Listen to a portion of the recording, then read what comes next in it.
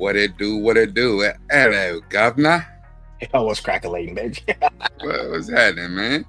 Hey Listen, I man, see. I see you got a little bit different background. Where in the world are you at, Carmen, San Diego? I'm out here in Clarksville, Tennessee, visiting my family. This is my mom and dad. You see my the old grandfather clock and all I that. do. I That's stay with a yeah. bunch of old heads over here. That's how you know you at somebody older's house. Listen, if I listen You to see my the kids, grandfather clock. yeah, my kids act like I should have a grandfather clock in every corner of my room. So I get it. I get it. Hold on, man, this is bothering Uh, me. Hold on.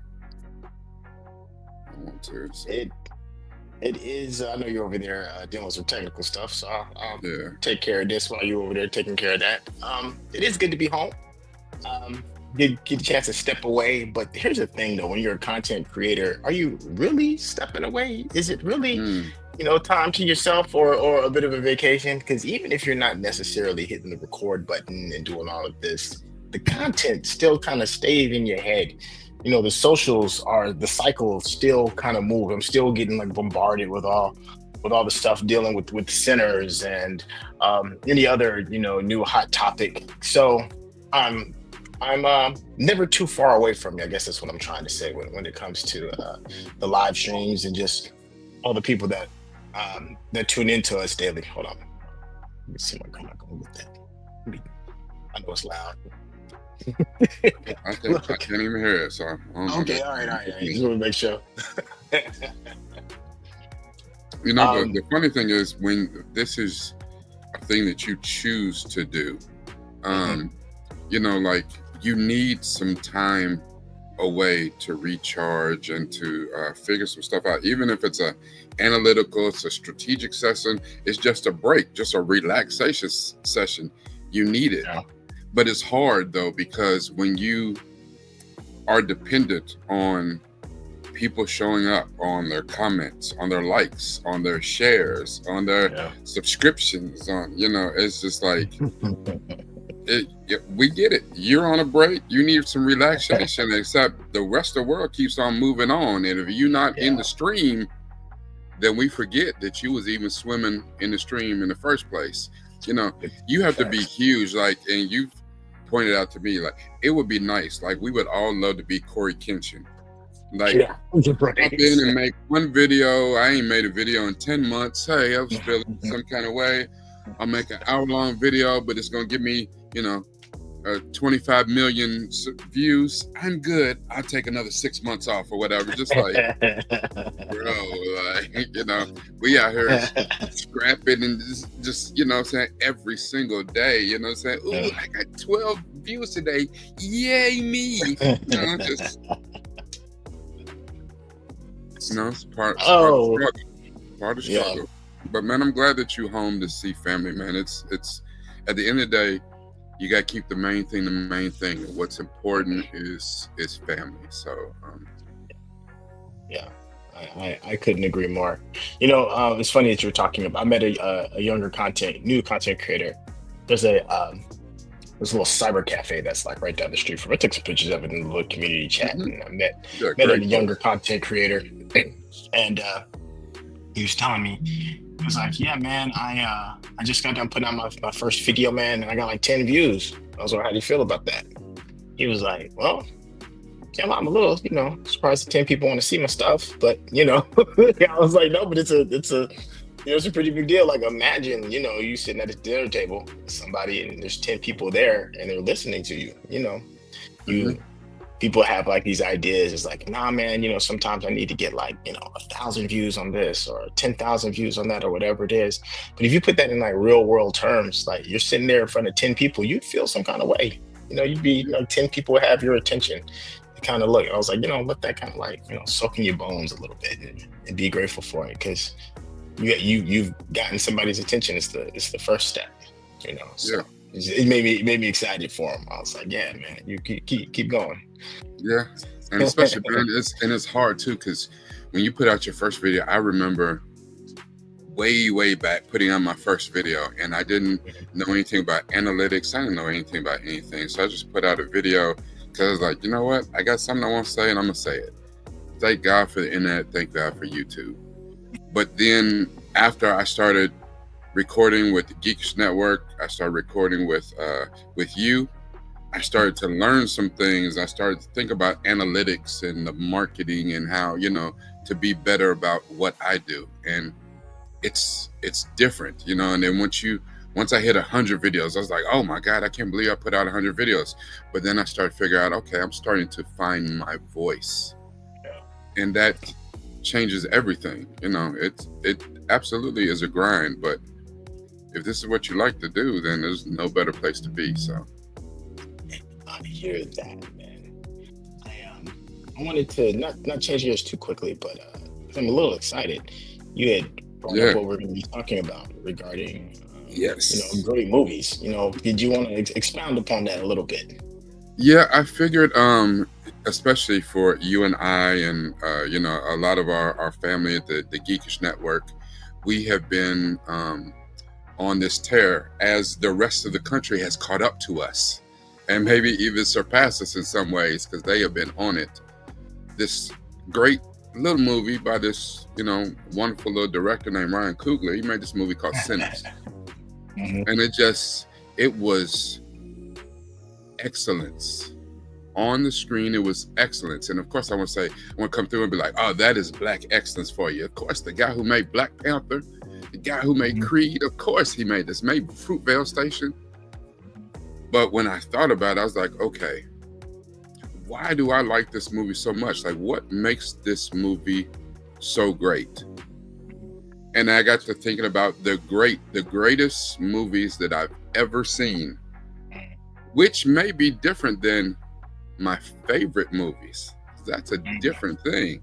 What are the best movies that I've seen? So what is my Mount Rushmore of movies based on, and I think when you and I talked about like acting, costuming, sound design, cinematography, stunts, special effects, like what are the best movies that have ever been done that I've seen? And why do I feel that way? Like, is excellence coming back to the media? We talked about this. We talked about this a while back. Like, it has been said by some people, cinephiles, the best movie ever done is Citizen Kane. Right. I consider myself a cinephile, a movie dude, also a TV dude, but I've never seen Citizen Kane. So I can't even have that conversation with people. That's not the best movie ever made. I don't know. I've never seen it. But if it is, why?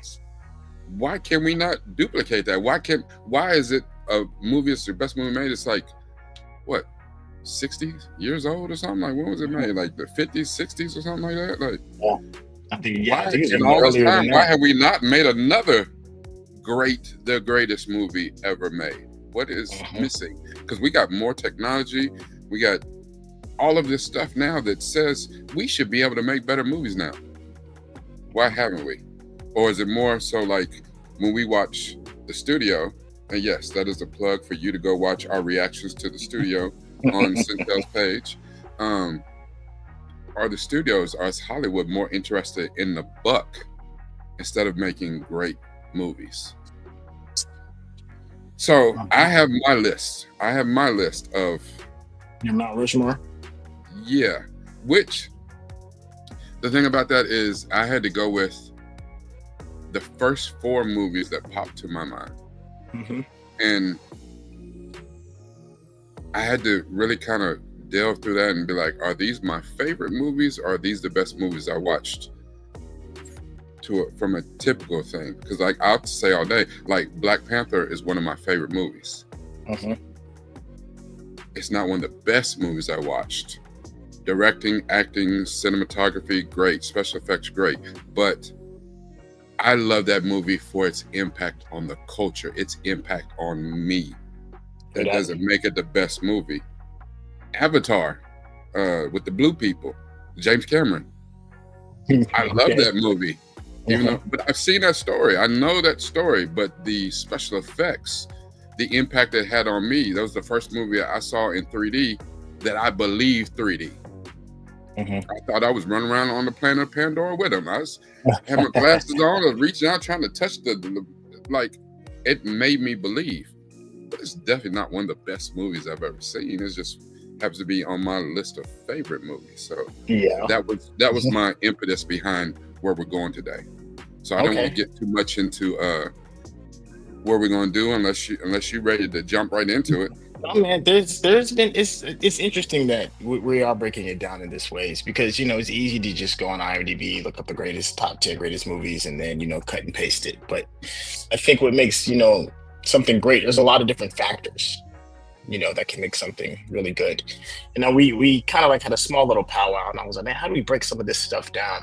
And for me, I just want, before you start going down our list, I was trying to think of like some of the things that made movies kind of like stand out and impactful. And visuals was one, sound was one, acting is another one. A category that I think is always overlooked but has big impact, especially when you're dealing with blockbuster films, and that's stunts. You can never forget story. What the creators are able to do with the scale of the production, be it unlimited funds or maybe just a couple of dollars in their back pocket. Another sidebar with that, I called it like the best with less. And animation. Animation is like one of those other little side things. And I'm curious what you all think in the chat. What is it? What categories? What smaller things within the larger picture of films that we love and adore stand out that make those projects kind of special for you? You made a great point right there too, because I know a lot of people, adults, who do not view animation and animated movies in the same category with other movies. I do. I just think it's that's a medium. That's the way you tell the story. But it doesn't really matter to me. But I think that it was. I think it's interesting to see, especially as we have Frank and Sherelle that'll be joining us real shortly, and then the rest of the people in the chat. What do you consider a break between animated movies, anime or whatever, and live action movies, or is that all the same list for you? Let's see. Several people in the chat said that Citizen Kane was made in 1941. So you mean to tell me 84 years later, we haven't made a movie that's on the level of Citizen One? That's crazy to me. Well, it's still considered. Crazy. It's still considered, the GOAT. On many people's lists, and can you imagine? What can you think of that said? The kind of staying power of 80 years. That's impressive, man. Like, there's no way around that. And here's what's crazy is I still haven't seen it. I haven't seen it either. And a large part of that might be because it was made in 1941, and that's not a slander to older made movies, but just at no point, even hearing that is the greatest of all time, I have not had that much interest in seeing it. I think I want to see it now just so I can make the comparison, and just I need to know.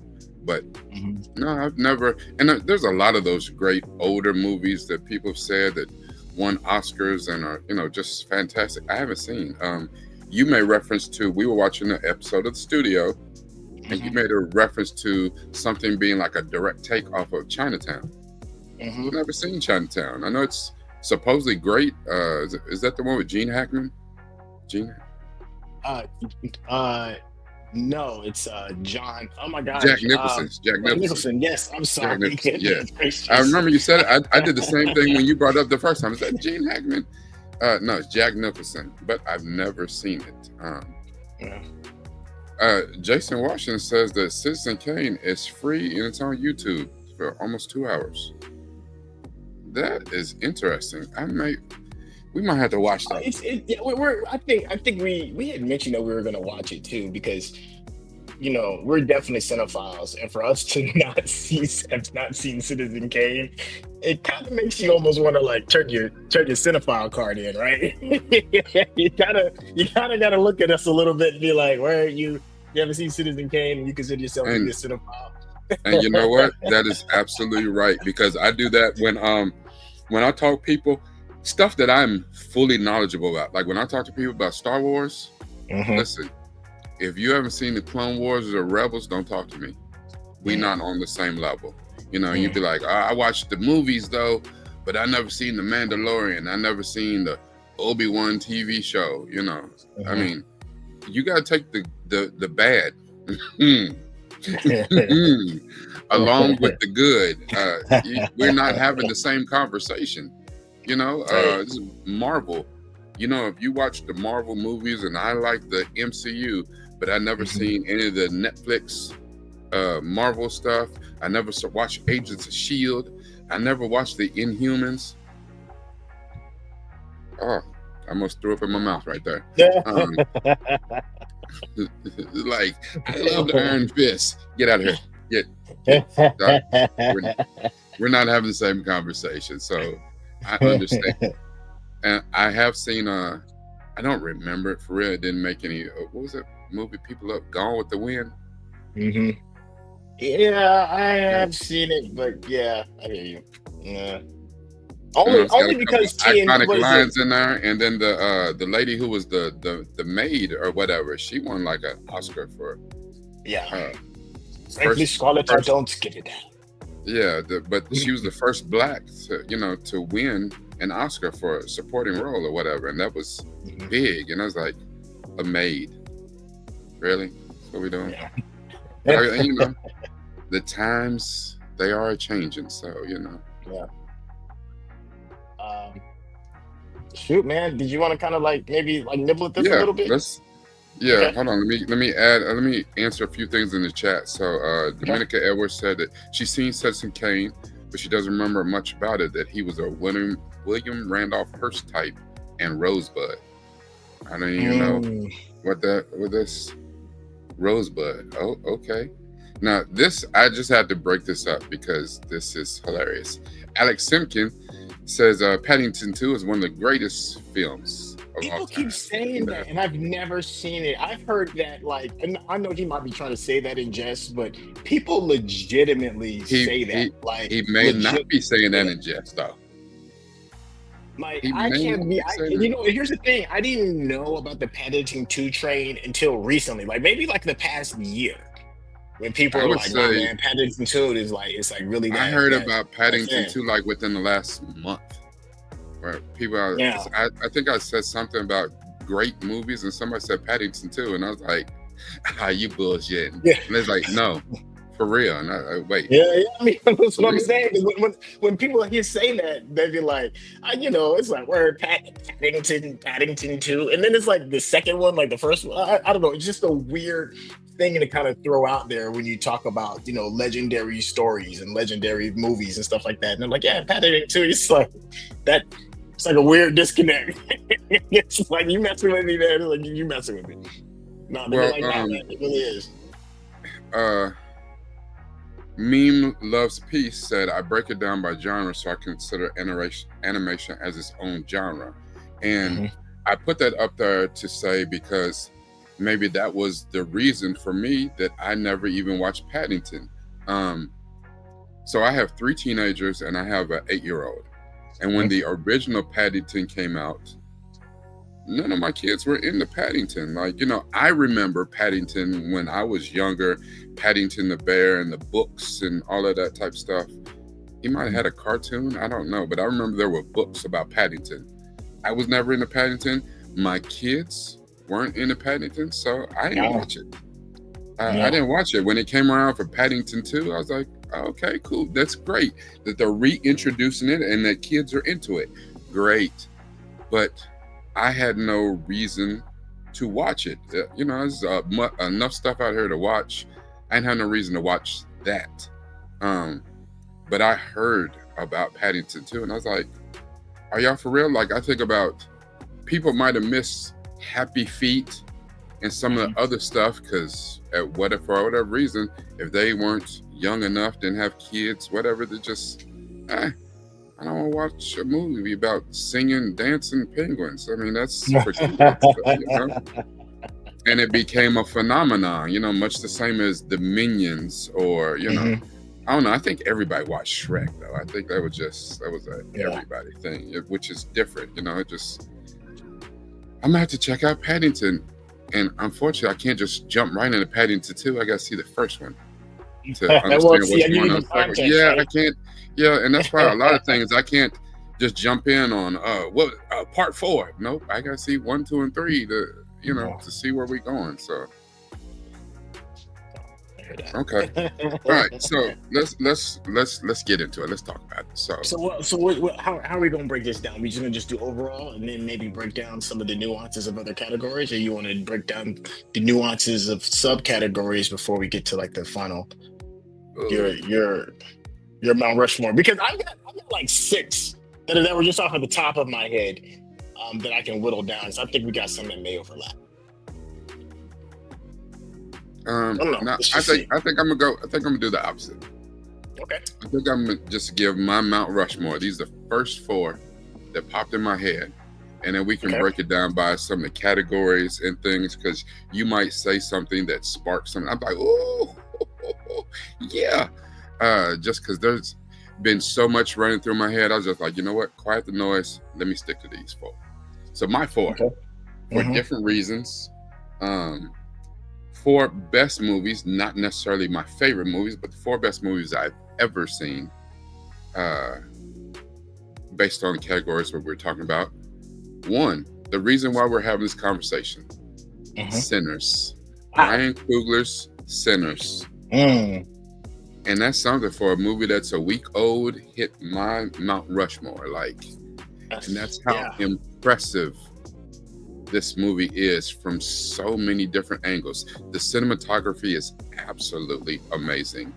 The sound design and the soundtrack to the movie is peak. Mm-hmm. Michael B. Jordan's performance as twins is so riveting.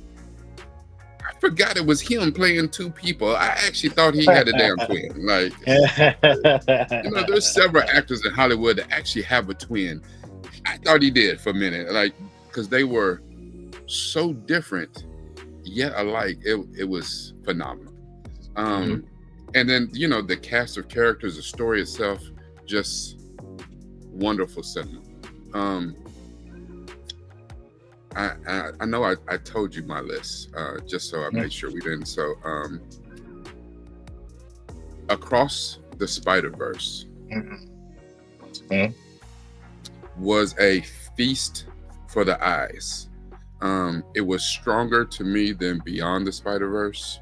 And if I'm looking at the totality of movies, like I said, for the best as far as animated movies, and that's something different to me than anime, because I've seen some wonderful anime. But Beyond, Across the Spider-Verse just blew me away. Yeah. The Matrix, 1999. You killing The my Matrix. list, bro. You killing my list right now, man. Go ahead, man. I'm just saying we're on the same page. We're on the same page. Now here's the thing. I had the good fortune. I saw The Matrix in the weekend it came out. I saw it 3 times. Okay.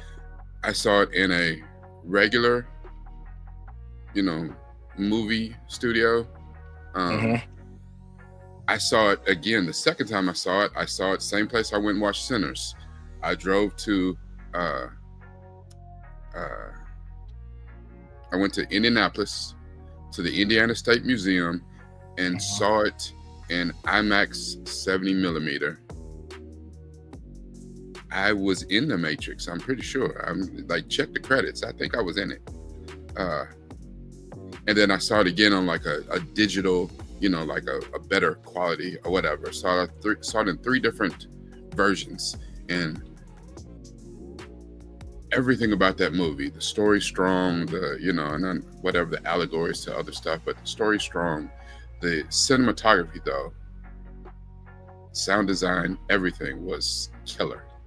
And my last one, and I'll get off my soapbox. My last one was Crouching Tiger, Hidden Dragon. That's a good one. That's a good one. Again, and I didn't mean to just purposely, involve a movie with subtitles, but just when I when I watched Crouching Tiger, Hidden Dragons, it didn't matter that it had subtitles. Like, it was amazing. The beauty of the story, the acting between Chow Yun Fat and Michelle Yeoh, who y'all know me, my thing for Michelle Yeoh. Michelle Yeoh does no wrong. Like, and Chow Yun Fat is underrated. And for a guy that I first found watching The Killer and Hard Boiled, like, I was like, oh, he got acting chops for real. This ain't just your the Chinese Tom Cruise. This dude can act for real. The movie was absolutely beautiful, and it hit me in all the feels. So that was my, like I said, the first one came to my head, and they, even though those are some of my favorite movies, I think the only one I would walk away and say that are always in my favorite movies list would be Sinners in the Matrix. Crouching Tiger and Across the Spider-Verse would not be on, maybe my top 20, top 25 or something like that, but my top 5 now. Yeah, those are good. Those are good. So you gave 5, right? So hold on, how many hands? No, I got 4. I got 4. Yeah. I had to kind of reorder mine because I didn't want to overlap, and we kind of keep it fresh. One of the things that kind of overlapped, The Matrix, is what you said, right? Yeah. The Matrix was one that overlapped for me. For obvious reasons. It's a lot of times, when it comes to me on my list for just good movies, there has to be like a shift for me first, where things kind of like were never the same for me cinematically because of the impact, right? It's kind of like when in football, when it comes to like getting to the Hall of Fame, a lot of times, they did something that nobody else has ever done before, or the game was never the same as a result of them being in that space. So with mine, I was trying to think of like that, and The Matrix was definitely one of the ones that I had to change, and Across the Spider-Verse was the other. Okay. So those are the two. So I had to replace those. But I will say this one. This is a little controversial, this space in this time that we're in right now because of incel culture, toxic masculinity, and a whole bunch of other stuff that's going on. It makes this a difficult choice, but I had to keep it a buck. And I was like, this is probably one of the best movies I'd ever seen in my entire life at the time. That was Fight Club. Brad Pitt and Ed Norton in their bag of bags.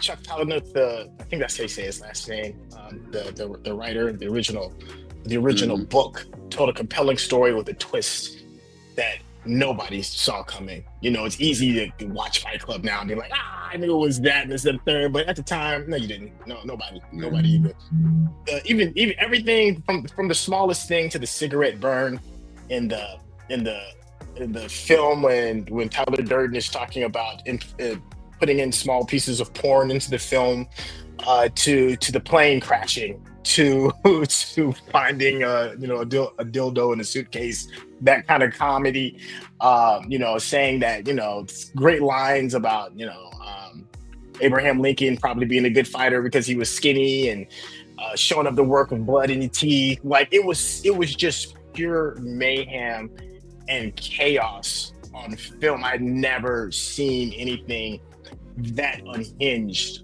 on a movie screen before, and cinema was never the same for me again after that. And it was beautiful, like I said, Ed Norton and Brad Pitt, just two juggernauts. It was like a heavyweight fight watching them on screen. It was perfect.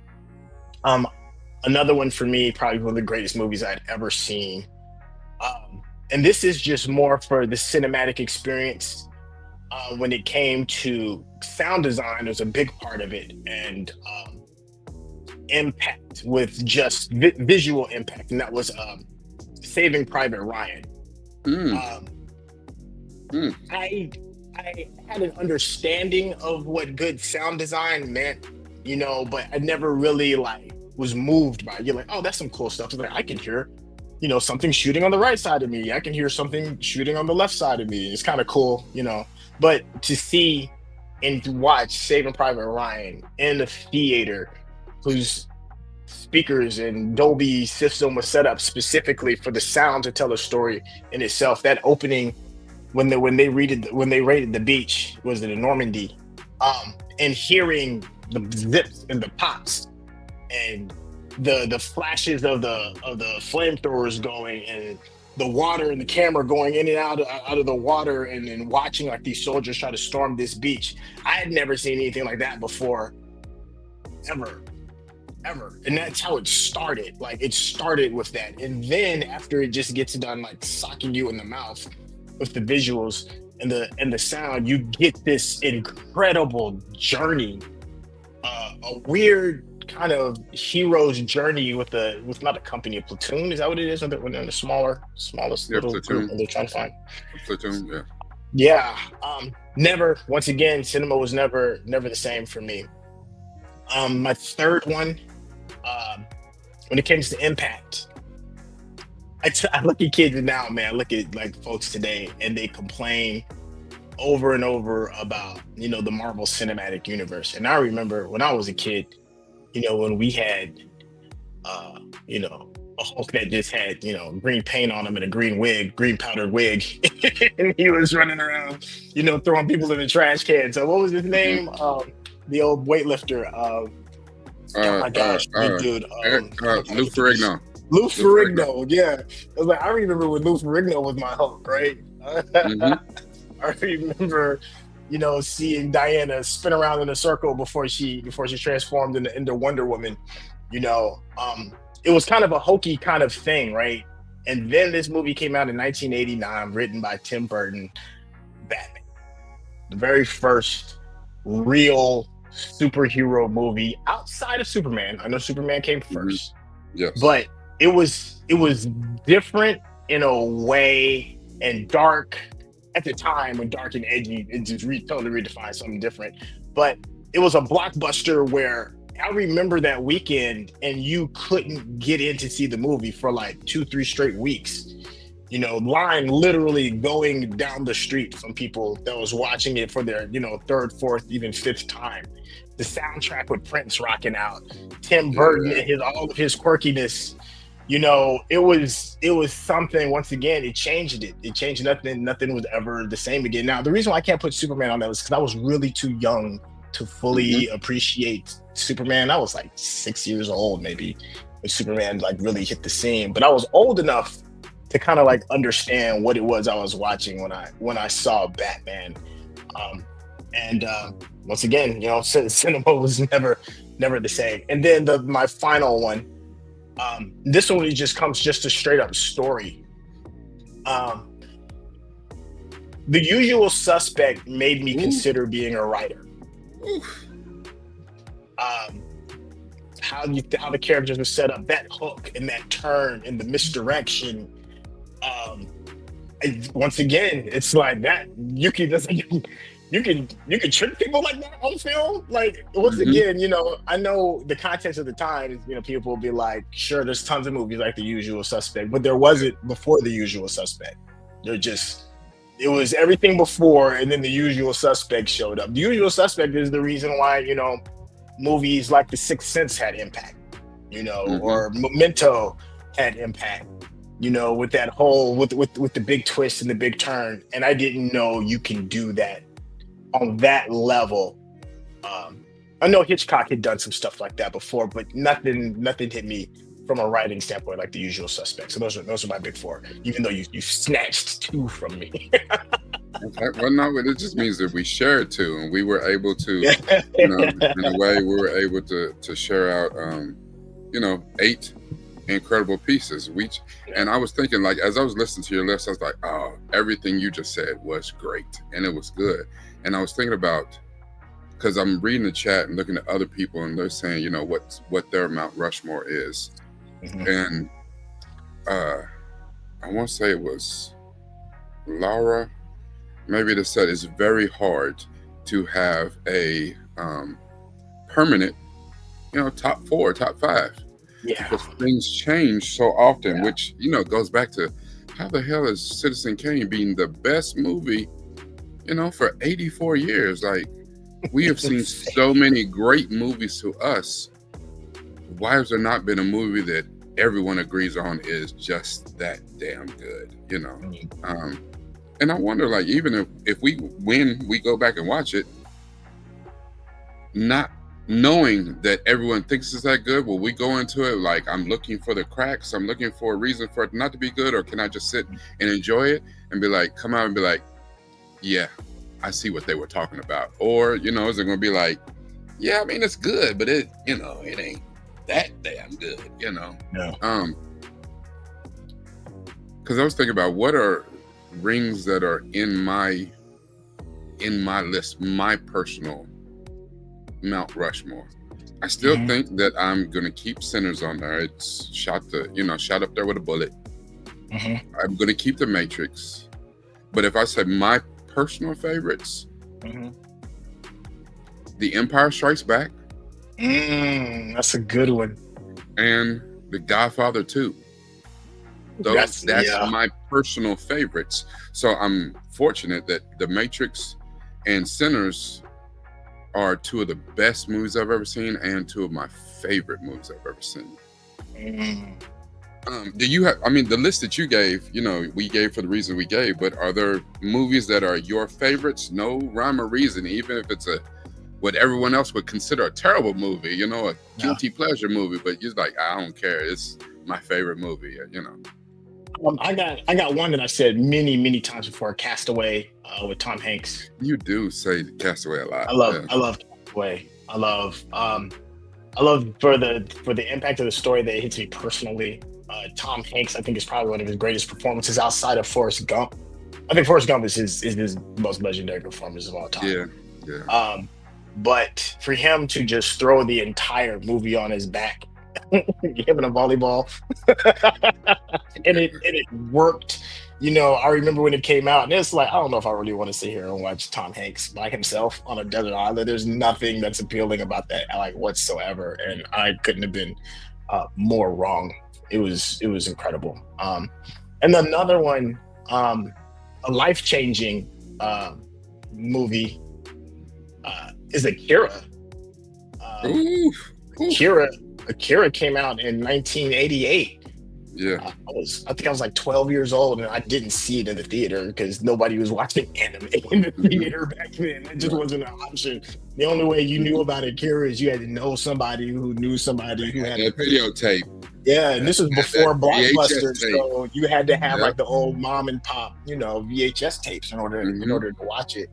And I didn't know animation could do that, like the hand drawing with the lights and the blurs, the motion blur, how cool the technology was, and then out the box thinking on top of it. Yeah, keep in mind, like, I'm coming out of a world where it's Mickey Mouse, Tom and Jerry, Woody Woodpecker. Like, the most high-tech stuff that we was watching at that time was like Transformers, and if you were super elite, you might have been watching a little bit of Robotech, which is a whole other different level, but that's TV. I had never seen an animated movie that did that with hand-drawn pictures.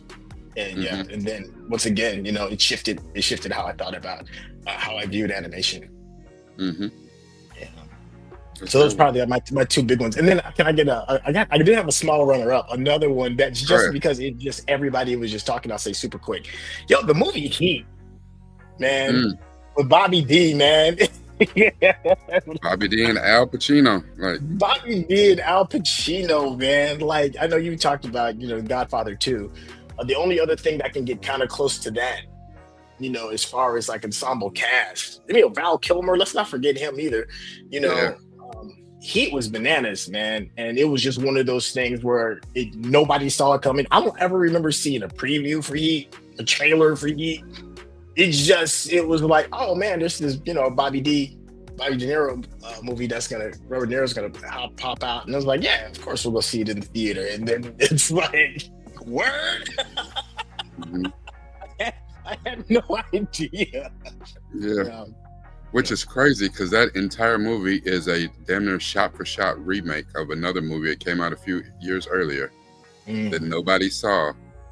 And, you put, of course, two of my favorite actors from The Godfather, Al Pacino and Robert De Niro, in it. You change the director. He dials up the action and the sound design. And that just goes to show you, too, where the original movie, if you watch the original movie, you'd be like, You would think it's like, is this a low budget version of Heat? But no, that movie actually came first. And it's the difference in what cinematography, sound design, soundtrack, actors, special effects. It is a difference. You take the exact same movie, nobody watches it. And then somebody else comes along, shoots the exact same movie, shot for shot, dialogue for dialogue, except for a few, Al Pacino and Michael, Bobby D, they're going to dial it up, and do it the way that they do it. But except for them, those nuances, the exact same movie. And now it's a super hit. And everybody's like, oh, this is one of the greatest movies. That's what we're talking about. Excellence in media.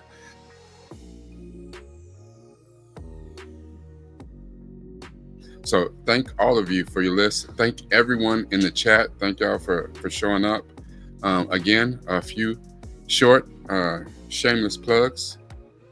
Make sure that you are not only watching, but that you like, that you comment, that you share, that you are subscribed to Syntell's YouTube. If you can, subscribe to the Patreon, because that way you'll get access to us in the Discord. The Discord is a wonderful place to be. And you get, among other things, but one of the real perks for me is that a lot of the people that are in the chat, a lot of other people join in when we're watching things. So you get to watch us live when we're doing the reaction. And then it'll show up, on Syntell's Patreon, like weeks before it ever shows up on YouTube. I do not have that much. I'm barely trying to get it together so I can get it to you a couple days, a week before on my Patreon. I'm trying to get better though. I really am. And trying to do more exclusive stuff on my Patreon. But definitely subscribe to my Patreon. Subscribe to my YouTube channel. Oh, damn it. Anyway, that's it. While I'm live. Yeah, while I'm live. Anyway. You saw that look, right? That look. Listen. I remember my pressure points. Woosah. Okay. Woosah. All right. Anyway, everything we watch, as you can tell, we always use this. But even more importantly, we got to use this. All right. So see y'all next week.